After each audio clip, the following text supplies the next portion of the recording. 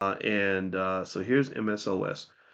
So if you look at MSOS, it's also probably a fallen angel. Look at that. There we go. It used to be $51. Now it's down to $5, which is horrible. But the last 6 months, it's been a miraculous stock, 87% ROI. People that were literally buying when it was $2 a share, whatever. And so now today, it's down a little bit. It's down 7.4%. Well, guess what? Guess who's going to go buy some MSOS? I'm going to buy it because I have a thesis. My thesis is that eventually is smoking weed is going to be fine and people are not going to freak out about it. And eventually that's when I believe our ship will come in. But I could be wrong, but that's what I'm going to invest in, right? So again, you don't invest in something because you know you're going to be right. You invest in it because you could be right. So you don't say like, why should I invest in this stock? The better question is like, well, why not? Why not? I mean, what are you gonna do with the money? You gonna go to Applebee's or something with it? Well, that's not gonna put any money in your pocket.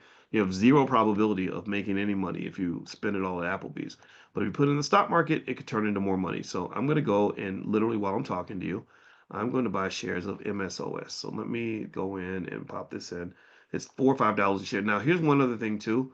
I saw someone mention in the comments that this fits your budget, and I think that's wonderful. I'm happy for you, but I don't want you to write yourself out of good quality companies. I believe it's a terrible mistake to only buy stock that you think you can afford. The stock price, the price of the stock in a certain context means almost nothing.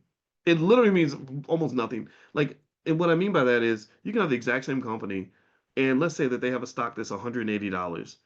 That same company could say, I think our stock should be $12. And they could do that. All they have to do is a stock split. That's all they have to do. They can make that, or they can make their stock into $1 stock. They can make it into $1,000 stock. And what happens is that what matters is not the number of shares you buy.